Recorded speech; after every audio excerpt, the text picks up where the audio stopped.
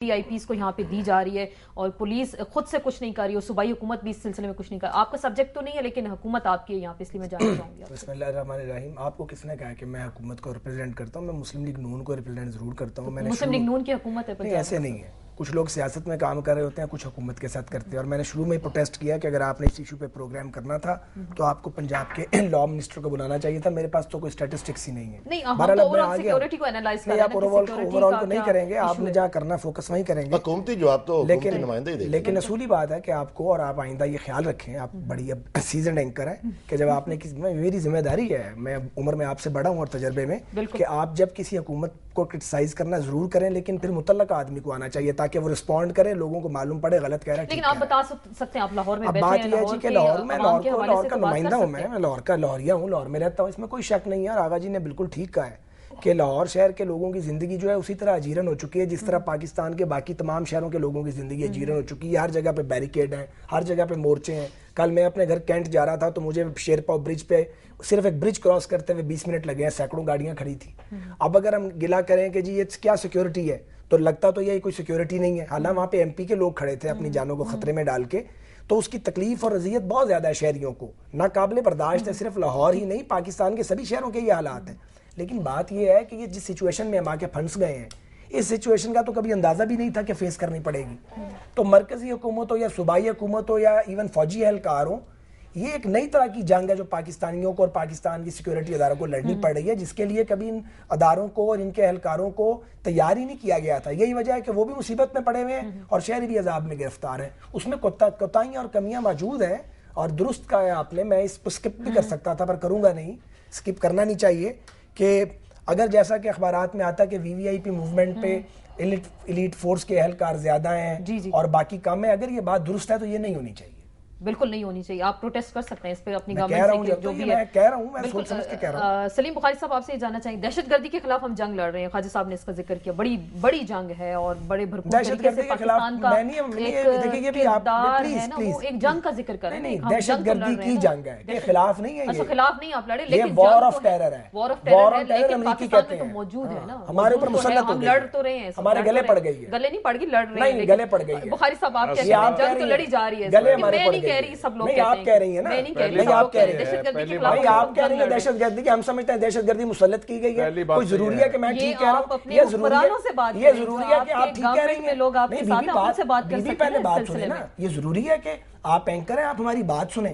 ہم آپ کی رائے سننے کے بالکل پابند نہیں ہیں, البتہ آپ ہماری رائے سنیں اور کراس ٹاک ہم سے کروائیں. آپ کہہ رہے ہیں دہشت گردی کی جنگ ہم لڑ رہے ہیں, میں کہتا ہوں دہشت گردی کی جنگ ہم پہ مسلط کی گئی ہے. آپ نہیں مانتے نا, خواجہ صاحب نہیں مانتے کہ ہم دہشت گردی کے خلاف جنگ لڑ رہے ہیں, ہم پہ مسلط کی گئی ہے. اپنا انالیسس تو سر بتائیں کہ کیا ہے. پہلی بات تو یہ ہے کہ ہمارے ہاں ہر چیز چونکہ ڈکلائن پر ہے, اور میں سمجھتا ہوں معذرت کے ساتھ خواجہ صاحب سے, خواجہ صاحب کا یہ ایٹیچیوڈ یا رویہ جو میں دیکھ رہا ہوں, ہم اس کے لیے نہیں جانتے انہیں, ہم انہیں اس کے لیے جانتے ہیں کہ جس بھی پارٹی کے ساتھ ان کی ایفیلیشن ہمیشہ سے مسلم لیگ کے ساتھ رہی ہے, بڑی سٹرونگ اور بڑی کمیٹڈ قسم کی یعنی ان کی کا رویہ ہوتا تھا.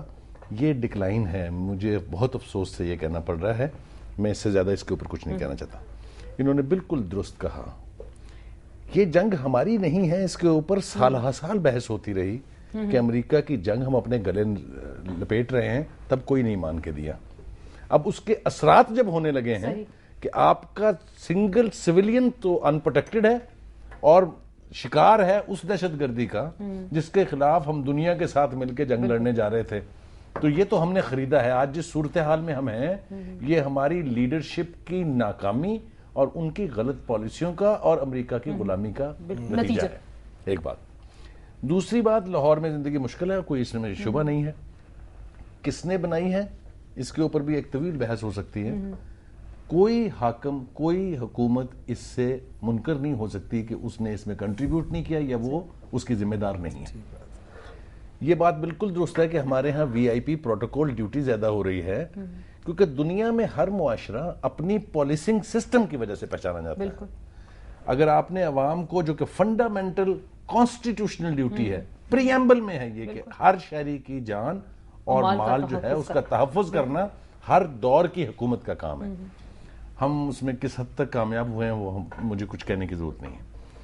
دوسری بات یہ ہے کہ بڑا واقعہ ہو جانا ہر دنیا کے ہر جگہ ہوتا ہے، لیکن ہم نے کسی بڑے واقعے سے کوئی سبق نہیں سیکھا. آپ حال کے 2-3 سال کے واقعات دیکھ لیجئے، سری لنکن کی ٹیم سے شروع ہو جائیے. اتنا ایمبیرسنگ تھا وہ کہ کرکٹ جو پاکستان کے عوام کے دل کے قریب ترین ایک کھیل تھا، وہ پاکستان اب اس کرکٹ کے ورلڈ میپ پہ نہیں ہے. اور مجھے یاد ہے اس وقت گورنر راج تھا اور چیف منسٹر شہباز شریف صاحب نے بولا تھا اگر حکومت ہوتی تو ایسا کچھ نہ ہوتا، مؤثر پلاننگ. مجھے وہ بیانات یاد ہیں. آپ مجھے بتائیے کہ ہم کھڑے کہاں ہیں؟ آئسولیٹڈ ہیں ہم دنیا میں، لیکن ہم کسی واقعے سے، کسی سانحے سے کوئی سبق سیکھنے کے لیے تیار نہیں. It's the blame game. ہم الزامات کے وفاقی حکومت کی ذمہ داری تھی، وفاقی حکومت کہتی ہے صوبائی کی ذمہ داری تھی. اس سے نکلنا ہے. شہری کو اگر تحفظ نہیں ہے، یہ معاشرہ ڈوبے گا، یہ معاشرہ تباہ ہوگا. اس کی طرف آنا چاہیے ہمارے سیاستدانوں کو، ہماری پولیٹیکل پارٹیز کو، اور ہماری پارلیمنٹ کو، جس کے سورن ہونے کی اتنی بات کی جاتی ہے. جب تک وہاں سے پالیسی سسٹم پر 1860 کا تو نظام چلا رہے ہیں ہم، اور کہتے ہیں ہم پولیسنگ کریں گے. پارلیمنٹ میں بھی بیٹھے اور ہمارے پارلیمنٹیرینز افسوس کے ساتھ ایسا کچھ وہاں پہ نہیں کرے. سر میں آپ کو سوری انٹرپٹ کروں گی، یہاں پہ ہمارے نمائندے عثمان احمد بھٹی جنہوں نے کل اس حوالے سے کوریج بھی کی اور سارے لمحہ بلمحہ رپورٹنگ بھی کی، وہ ہمیں اس حوالے سے اپڈیٹ کریں گے. عثمان آپ ہمیں سن سکتے ہیں؟ اگر بتائیے کہ لاہور میں کل جو واقعہ ہوا، پولیس افسران وہاں ڈیوٹیز پہ معمور تھے، اور کس جو واقعہ ہوا اس کو کون اس وقت کمانڈ کون کر رہا تھا؟ کیونکہ ہم نے سنا CCPO تو اس وقت یہاں پہ ہیں، موجود نہیں ہے. جی آسما، جو لاہور میں اس وقت 3 کی پوسٹ ہیں جہاں پر کوئی بھی اس وقت موجود نہیں ہے، جیسے کہ CCP لاہور، اس کے علاوہ DIG انویسٹیگیشن اور DIG آپریشن. ان تینوں سیٹوں پر کوئی بھی آفیسر جو ہے اویلیبل نہیں ہے. اور جو ان 3 سیٹوں کا ایڈیشنل چارج دیا گیا ہے وہ SSP آپریشن چودھری شفیق کو دیا گیا ہے، اور وہ قدرتی طور پر کل بیمار تھے اور وہ اس آپریشن میں حصہ نہیں لے سکے. جو دہشت گردی کی کارروائی ایک مالٹون اور ایک گڑی شو میں واقع ہوئی ہے. اور آپ کو میں یہ بتاؤں کہ وہاں پر کوئی بھی آفیسر سینئر نہیں تھا جو کہ ان کو لائن آف ایکشن دیتا، ان کو اسٹریٹجی بتاتا کہ ان دہشت گردوں کے ساتھ کیسے نمٹنا ہے.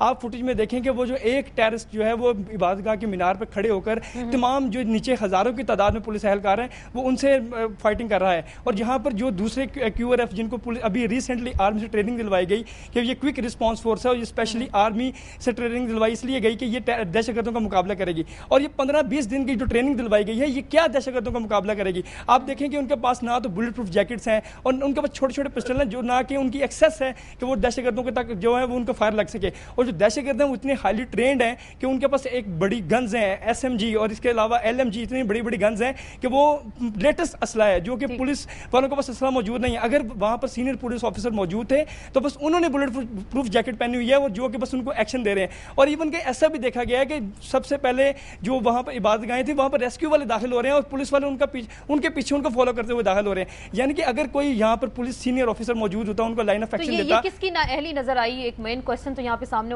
اٹھایا جاتا ہے اور اٹھایا بھی جا رہا ہے کہ کس کی نااہلی ہے کہ پولیس کے اعلیٰ افسران موجود نہیں تھے، کوئی سب ڈیوٹی پہ نہیں تھا، لوگ بروقت نہ پہنچے. کس کی نااہلی آپ کو نظر آئی؟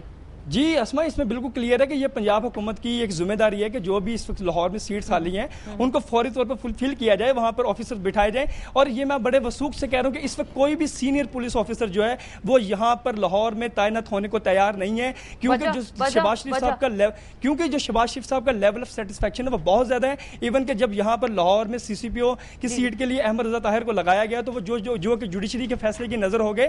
تو میں آپ کو بتاؤں کہ یہاں پر جب ہمارے سینئر پولیس آفیسر سے بات ہوئی تو ان کا یہ کہنا تھا کہ لاہور جو کہ ہائیلی ٹارگٹ ہے، جہاں پر ٹیررسٹ کے اتنے انسیڈنٹس ہوئے ہیں، 2008 سے لے کے 2010 تک تقریباً دہشت گردی کے 34 واقعات ہوئے ہیں، اور ان میں سے تقریباً ابھی تک ایک ہی ملزم جو ہجرت اللہ اس کو پکڑا گیا، اور جو کل ایک مالٹون سے دہشت گرد کو گرفتار کیا ہے. شکریہ عثمان بھٹی ہمارے ساتھ بات کر رہے تھے اور اپڈیٹ کر رہے تھے کل جو واقعہ ہوا اور اس میں پولیس کی نااہلی کا ذکر کیا، اور کچھ انہوں نے وزیر اعلیٰ پنجاب شہباز شریف صاحب کے بارے میں ذکر کیا. اور ہم کوشش کریں گے سعد رفیق صاحب سے جانے اور ہماری اس گفتگو کو وہ مائنڈ نہ کریں. اسی پہ بات کریں گے لیکن ایک بریک کے بعد.